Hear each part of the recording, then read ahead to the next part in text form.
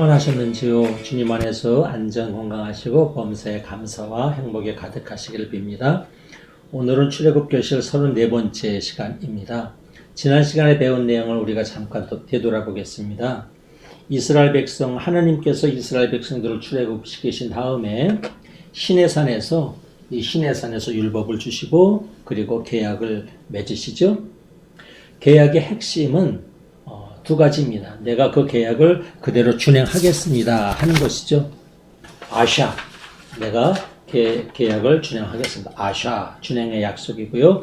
준행을 약속하고 나면 이제 언약의 피를 뿌리는 것이죠. 하베리스, 담, 언약의 피를 뿌립니다. 즉, 이 계약을 내가 생명을 다해서 지키겠습니다 하는 그런 의미이죠. 그래서 신약 성경은 예수님께서 이 시내산 언약, 시내산에서 받은 이 율법의 완성자라고 말씀을 하시죠. 특별히 히브리서가 이에 대해서 아주 강조해서 말씀하고 있죠. 예수님께서도 마지막 6월절 식사를 제자들과 함께 하시면서 이 언약의 개념으로 말씀하셨습니다. 이것은 나의 피다. 죄를 용서해 주려고 너희들과 많은 사람을 위하여 내가 흘리는 새로운 계약의 피다. 언약의 피다. 이렇게 말씀을 하셨습니다. 예수님의 피로 우리는 죄를 용서받아 하느님의 백성이 되었고 하느님은 우리의 하느님이 되었습니다. 우리는 언약 백성이 된 것이죠. 그러므로 우리는 늘 언약 백성임을 기억하며 살아야 합니다. 예수님의 보혈의 피를 늘 기억하며 감사하며 살아야 하고 또 이 언약의 피 흘리신 때의 그 아샤의 약속, 즉 하나님의 백성으로서 하나님의 자녀로서 주님의 말씀을 준행하며 열심히 지키며 살겠다는 그런 삶을 살아야 한다 하는 것입니다. 오늘은 출애굽기 25장부터 27장까지 말씀을 나누겠습니다. 25장 1절부터 한번 보겠습니다. 야훼께서 모세에게 말씀하셨다. 이스라엘 백성에게 일러 나에게 선물을 가져오라고 하여라. 누구든지 마음에 우러나서 가져오는 선물이면 받아놓아라. 너희가 받아들일 선물은 이런 것들이다. 금, 은, 구리, 자줏빛 양털, 붉은 보랏빛 양털, 진홍색 양털, 고운 모시실, 염소털. 8절부터입니다. 내가 이 백성들 가운데서 살고자 하니 그들에게 내가 있을 성소를 지으라고 하여라. 내가 너에게 보여주는 설계대로 성소를 짓고 거기에서 쓸 기구들도 내가 보여주는 도본에 따라 만들어라. 20절입니다. 거룩들은 날개를 위로 펴서 속죄판을 덮고 속죄판 쪽으로 얼굴을 맞대게 하여라. 그 속죄판은 궤 위에 얹고 궤 속에는 내가 너에게 줄 증거판을 넣어라. 내가 거기에서 너를 만나 속죄판 위 곧 증거궤 위에 있는 두 호릅 사이에서 이스라엘 자손들을 위하여 너에게 명할 모든 일들을 일러주리라. 아멘. 이제는 하나님께서 백성들과 함께 거하실 성소를 지으라 하십니다. 그동안에 하나님께서 아브라함, 이삭, 야곱 또는 모세에게 그때 나타나셨는데 이제 시내산에서 계약을 체결하신 이후에 하나님께서 이스라엘 백성들에게 내가 이제 너희와 함께 거할 수 있는 고정적인 어떤 장소를 만들라 이렇게 말씀합니다. 이 내용이 7장에 걸쳐서 길게 나옵니다. 25장 1절부터 31장까지 나오고요. 또 35장에서 39장까지 한 번 더 반복해서 나오고 있습니다. 사실 우리가 출애굽기라고 얘기를 하지만 전체 분량으로 보면 출애굽한 내용보다 오히려 시내산 율법과 출애굽한 이 내용보다는 분량상으로 볼 때 시내산에서 율법을 받고 성막을 만드는 이 내용이 더 많습니다. 그래서 이 성막을 만드는 이 부분은 좀 내용이 지루하고 따분할 수도 있지만 우리가 이 속에서 또 중요한 의미를 찾아낼 수 있죠. 자, 25장 1절에서 9절 보면 하나님께서 내가 너희와 함께 있을 이 성소를 지으라. 성소. 미크다시. 성소를 지으라 말씀합니다. 거룩한 장소. 내가 너희와 함께 거할 수 있는 거룩한 장소. 그 거룩한 장소의 형태로 성막을 말씀하십니다. 미시칸. 텐트 모양이죠, 일종의. 내가 너희와 거할 수 있는 그런 텐트, 성막을 만들어라. 이렇게 말씀을 하십니다.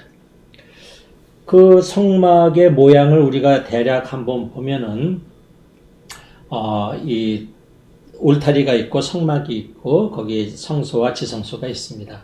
지금 오늘 이 시간에는 제가 여러 가지 그림을 올려드릴 것입니다. 그 그림은 이 성경에 나오는 내용들을 그린 것인데 뭐 정확하지는 않습니다. 왜냐하면 이 내용들이 구체적이면서 동시에 모호한 부분들이 있어서 사람들마다 이 내용을 그림으로 그릴 때 조금씩 차이가 납니다. 그러나 대략적인 그림을 올려드리니까 여러분들께서 이해하시면 이렇게 도움이 되면 좋겠습니다.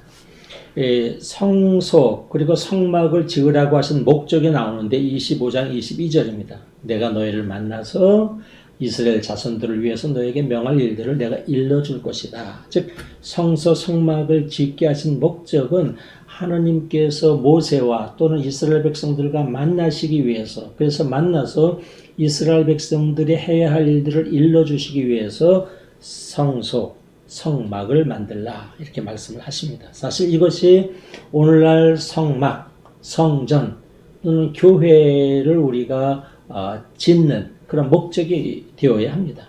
하느님과의 만남의 장소가 성소이고 성막이고 성전이고 교회다 하는 것이죠.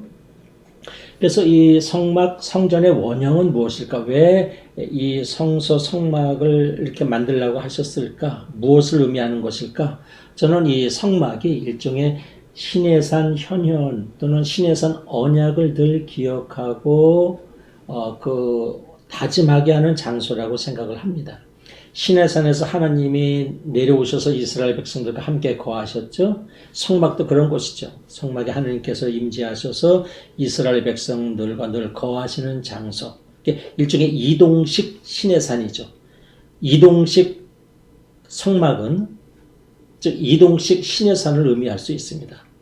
이 시내산의 이 체험을 이제 이동하면서 이제 이스라엘 백성들이 경험할 수 있게 하는 것이 일종의 성막의 역할일 수가 있죠. 또 성경에 나오는 또 창세기의 의미를 가지고 성막의 원형을 생각한다면 성막은 또 한편으로는 에덴 동산의 회복을 추구하는 곳입니다.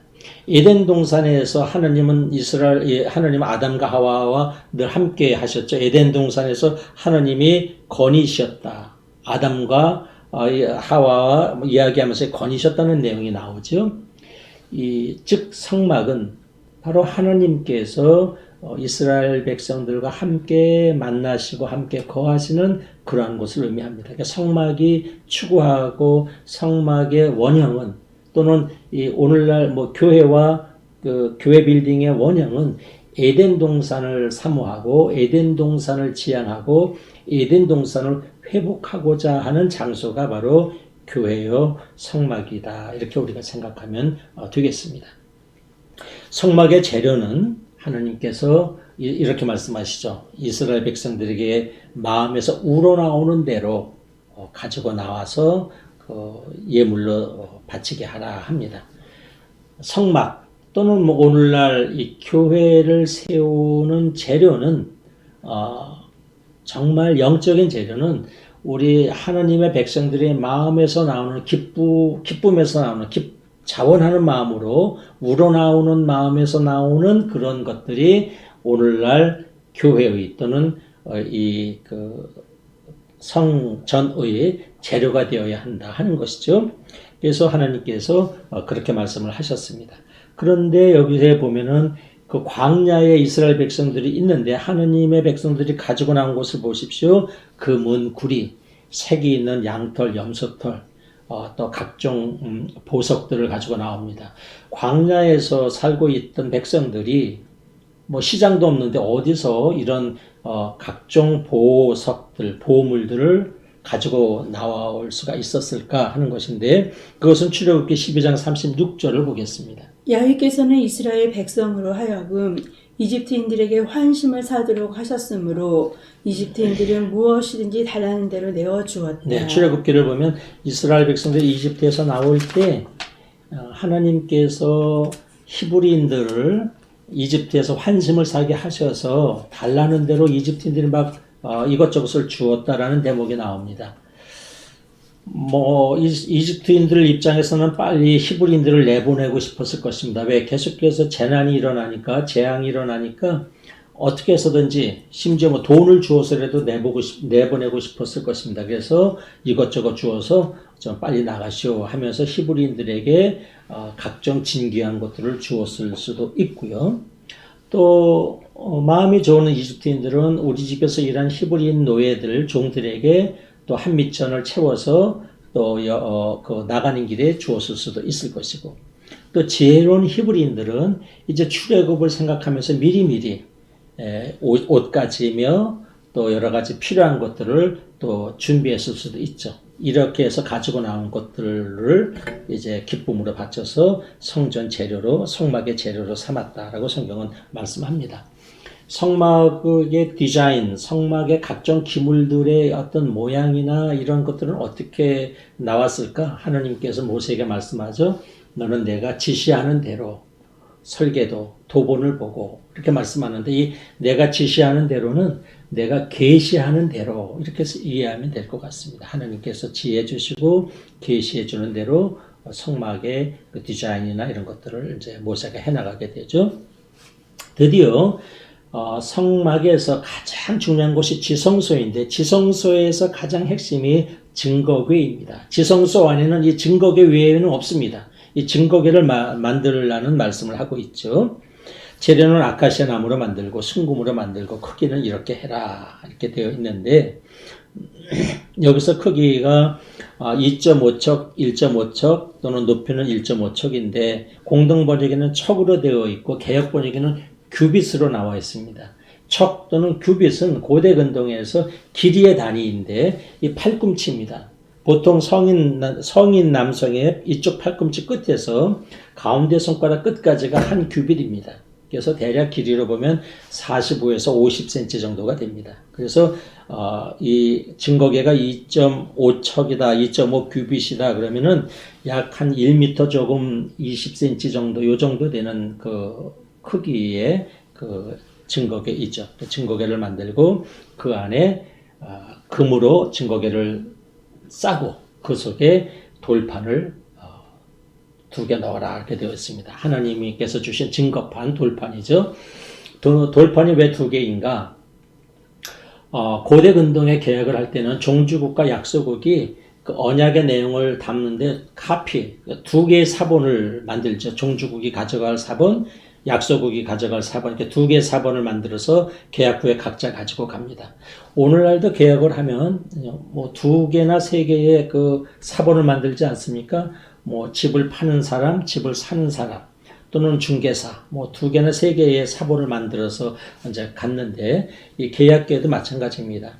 어떤 분은 돌판에 모세의 10계명 돌판 2개를 1계명에서 5계명, 6계명에서 10계명 이렇게 2개로 생각하는 분들이 있는데 그렇지는 않습니다. 그게 아니고 하느님에 해당하는 사본 하나, 이스라엘 백성들에게 해당하는 사본 하나, 2개의 사본이 계약궤 안에 들어가 있다 이렇게 생각을 하면 되겠습니다.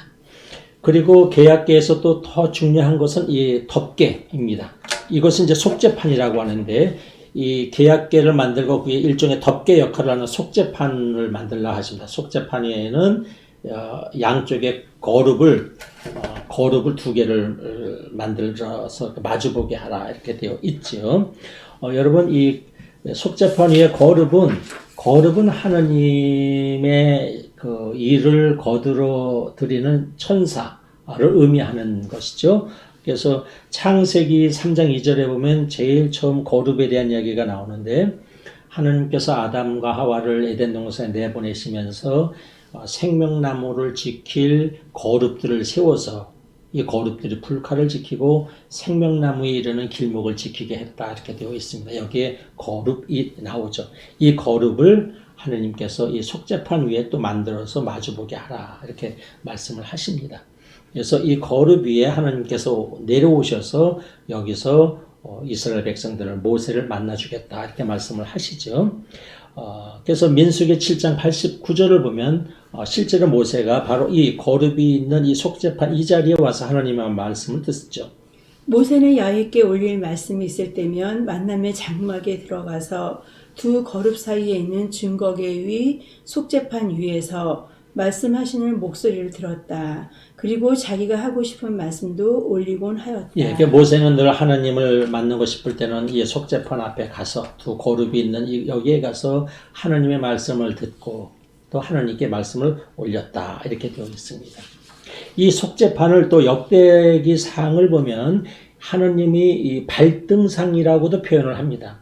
하나님께서 내려오시지만 실제로 하나님의 모든 모습이 내려오는 것은 아니죠. 그래서 이스라엘 백성들은 이 속죄판을 하나님께서 임재하시지만 하나님이 전체가 아니라 하나님의 발등상이 내려오는 것으로 이해를 합니다. 그래서 역대기상 28장에 보면 이것을 하나님의 발판 또는 하나님의 발등상으로 이해를 하는데 역대기상 28장 2절 개역번역을 제가 읽겠습니다.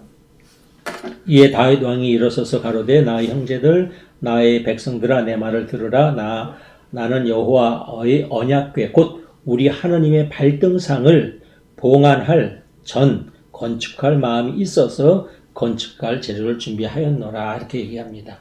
하나님의 계약궤 곧 우리 하나님의 발등상, 즉 계약궤 위에 속죄판이 있고 속죄판 위에 있는 두 거룹이 있는 이 자리를 역대기상에서는 하나님의 발등상이라 이렇게 얘기를 합니다. 그래서 우리 여러분 성경을 읽을 때 시편이나 이런 곳에 곳곳에 보면 하나님의 발등상이라는 곳이 나옵니다. 시편 98편 5절에 보면 야훼 우리 하나님을 기려라 그분의 발등상 앞에 엎드려라 하는 것은 이 속죄판 앞에 이곳 즉 지성소 앞에 성막 앞에 성전 앞에서 제단 앞에서 엎드려라 하는 그런 의미를 우리가 받아들이면 되겠습니다. 25장 23절에 보면 이제 제사상 즉 떡을 만들어서 올리는 상을 만들어놔라. 이거 진설병상 또는 떡상 또는 제사상으로 번역을 합니다. 성막이 있고 휘장이 있고 서쪽에 지성소이죠. 그러면 이쪽에 북쪽에 이 떡상을 만들어서 여기다가 이스라엘 12지파를 상징하는 12개의 그 떡을 올려놓습니다. 이것을 진설병이라고 합니다. 파님 레헴, 레헴이 빵이라는 의미입니다. 그래서 베들레헴이죠. 이 빵의 도시죠. 베들레헴. 이 파님 레헴을 올려놓는 것이죠. 누룩 들지 않은 떡을 만들어서 12개를 올려놓습니다. 즉 하느님이 거하시는 하느님께서 이 빵 위에 거하신다는 뜻이죠. 하느님의 현존, 하느님의 이 빵 위에 임하신다 하는 그런 내용이죠. 그것이 이제 진설병입니다. 생명의 떡 또는 하늘의 떡을 의미합니다. 그래서 예수님께서 요한복음 6장에 나는 생명의 빵이다 할 때 이 빵이 바로 이 진설병을 의미한다고 보아야 합니다. 즉 성막 안에 있는 이 빵, 하늘의 빵, 하나님께서 이스라엘 백성들에게 현존하는 그 빵을 의미하는 것이죠. 그래서 우리는 예수께서 나는 생명의 빵이다 할 때 이것이 그냥 그렇게 들리지만 유대인들은 나는 생명의 빵이다 하는 말을 들었을 때 유대인들은 열여면 열 다 성막 안에 있는 하느님께서 현존하시는 그 떡을 의미하시는구나 이렇게 유대인들은 이해를 하게 됩니다. 그래서 이 떡을 올려놓는 이 상, 생명의 떡을 올려놓는 상을 받으라, 만들라 말씀하고 있고요. 그 다음에 25장 31절을 보면 등잔대를 만들라 이렇게 되어 있죠. 메노라라고 합니다. 이 등잔대를 메노라. 가운데 가지가 있고 양쪽으로 또 가지가 3개 뻗어서 모두 7개의 가지를 갖고 있는 그 등잔대를 메노라라고 하는데 지성소에는 불이 필요 없습니다. 지성소는 캄캄합니다. 창문도 없죠. 지성소에는 오직 계약궤만 있는데 지성소는 캄캄한데 지성소 바깥에 이 성소 부분에는 그래도 이 불이 필요합니다. 그래서 등잔대를 만들라 이렇게 되어 있죠. 지성소는 왜 캄캄할까? 성경은 하느님은 캄캄한 곳에 계시다고 말씀합니다. 여러분 창세기 1장 2절에 보면은 하느님께서 세상을 창조하실 때 하느님의 이 어둠이 깊은 물 위에 뒤덮여 있었다. 개역 번역은 흑암이 깊음 위에 있었다. 아직 빛이 없는 때입니다. 하느님 흑암이 깊음 위에 있었다. 여기에 하느님의 기운, 하느님이 여기에 현존하고 계시죠. 하느님이 계시죠. 흑암, 어둠 위에. 또 출애굽기 20장 21절에 보면 모세가 시내산으로 갈 때도 늘 이렇게 기억합니다. 모세가 하느님이 계시는 먹구름 쪽으로 갔다. 개역 번역에는 모세가 하느님이 계시는 흑암으로 가까이 갔다. 성경은 하느님이 계신 곳을 흑암, 어둠, 깜깜이라고 번역을 하고 있습니다. 그곳에 하나님이 계십니다. 그래서 역대기하 6장 1절에 보면 솔로몬이 성전을 건축하고 성전의 지성소에 하느님의 법궤를 모셔놓을 때도 이렇게 기도합니다. 그런 가운데 솔로몬이 입을 열었다. 야훼께서는 몸소 캄캄한 데 계시겠다고 하셨습니다. 네, 몸소 캄캄한 데 계시겠다. 지성소를 의미합니다. 지성소는 빛이 없고 이 깜깜한 곳입니다. 그래서 이 하느님은 이런 어둠, 흑암, 빛이 생기기 이전에 계십니다. 빅뱅 이전에 계신 분이 하느님이시죠. 그래서 이 깜깜한 곳에 계시는데 이 휘장 이쪽 성소는 그래도 또 일을 하려면 또 이 빛이 있어야 됩니다. 그래서 이 등잔대를 만들어라 이렇게 해서 등잔대를 놓는데 등잔대의 모양이 꼭 뭐 같습니까? 가운데 기둥이 있고 양쪽으로 가지가 있죠. 나무 모양을 우리에게 생각하게 하죠. 나뭇가지의 모양입니다. 이 등잔대는 이것을 저는 아마 에덴 동산의 이 생명나무 같이 어떤 나무를 의미합니다. 이 촛대는 나무 모양을 가지고 있고 이 나무 모양은 생명을 의미하고 이 어쩌면 에덴 동산의 생명나무를 상징하는 것일 수도 있죠. 이 가지 자체는. 그리고 거기에 이 불은 끝에 이제 이 불빛은 심지에 7개의 불을 붙이는 이 불은 오늘날로 보면 성령의 불빛으로 우리가 이해할 수도 있을 것입니다. 26장 1절에 이하에 보면은 이제 또 하나님께서 구체적으로 성막, 미시칸, 성막을 어떻게 만들라라는 내용이 이제 나와 있죠. 그리고 26장 1절에 보면 휘장도 만들어라 이렇게 되어 있죠. 성막에서 휘장을 중심으로 지성소에는 증거궤가 있고 또 이 동쪽에는 떡상이 있고 등잔대가 있고 분향단이 있습니다. 그래서 이 휘장이 성소와 지성소를 구분하게 되는 것이죠. 지성소에는 1년에 한 번 대제사장만 들어갑니다. 아무나 들어갈 수가 없는 것이죠. 함부로 들어갈 수가 없죠. 근데 여러분, 우리 신약 성경을 보면, 마태복음을 보면 예수님께서 십자가에서 숨을 치실 때, 거기서 숨을 거두시는 순간에 예루살렘 성전의 휘장이 위에서 아래로 두 폭으로 갈라졌다. 이런 내용이 나오죠. 즉, 성소와 지성소의 구분이 없어졌다는 것입니다. 이건 뭐냐 하면 예수님께서 십자가 위에 죽으심으로써 우리 모두가 누구나 하느님의 지성소에 들어갈 수 있다는 것이죠. 하느님의 품에, 하느님의 나라에, 하늘나라에 우리가 다 들어갈 수 있다 하는 것을 의미합니다. 이것이 성전의 휘장이 갈라졌다 하는 것이죠. 27장 1절부터는 이제 또 제단에 대해서 말씀하고 있죠. 제단을 아카시아 나무로 만들고 노쇠로 쌓아 이렇게 되어 있는데 이 부분이 이제 제단 부분이 많은 구약 학자들이 굉장히 어려워하는 부분입니다.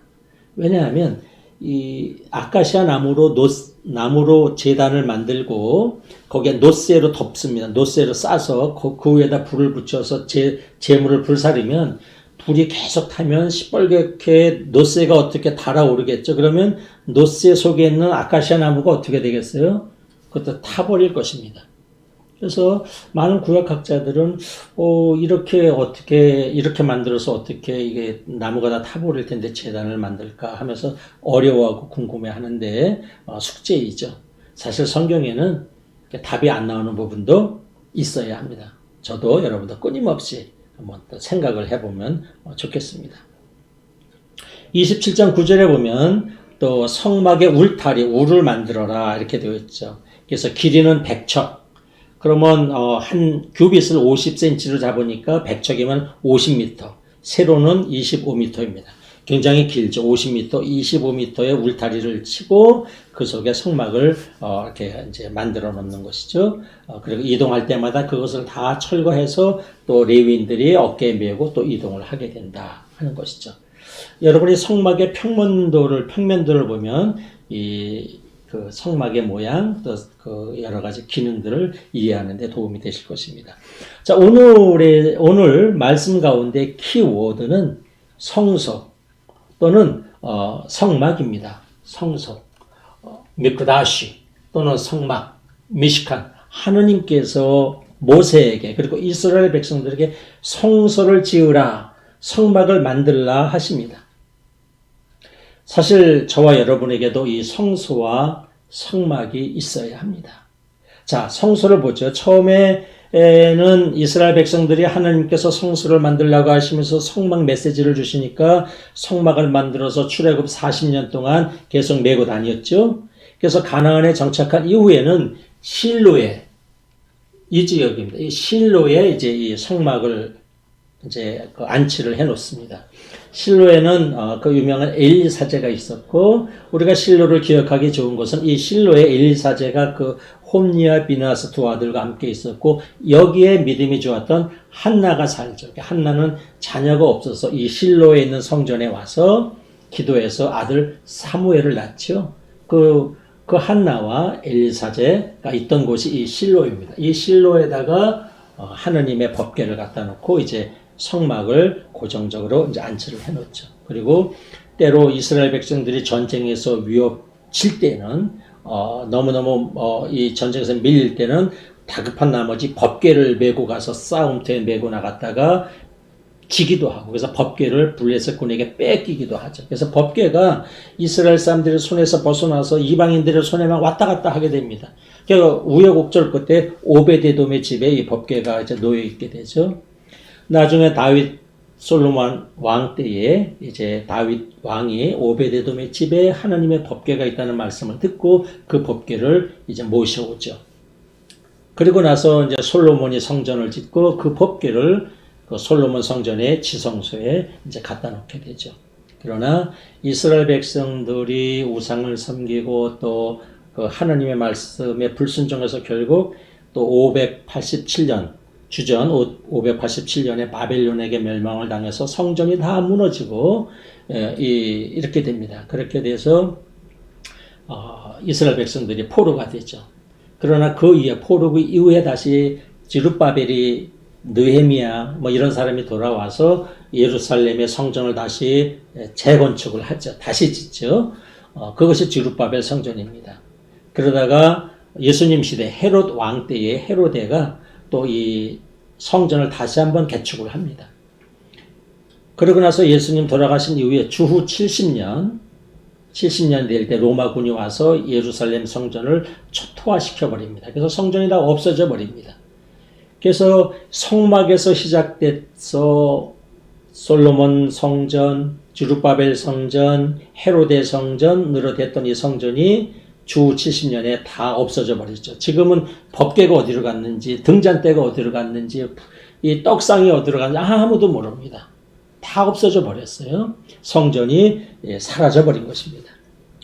신약 성경은 예수님이 진정한 성전이라고 말씀합니다. 요한복음 2장 19절에 보면 예수께서 이 성전을 허물라 내가 사흘 만에 다시 세우겠다 말씀을 하셨고, 요한묵시록 1장 22절에 보면 새하늘 새 땅에 성전을 보지 못했다. 하나님과 어린 양이 성전이기 때문이다. 이렇게 되어 있습니다.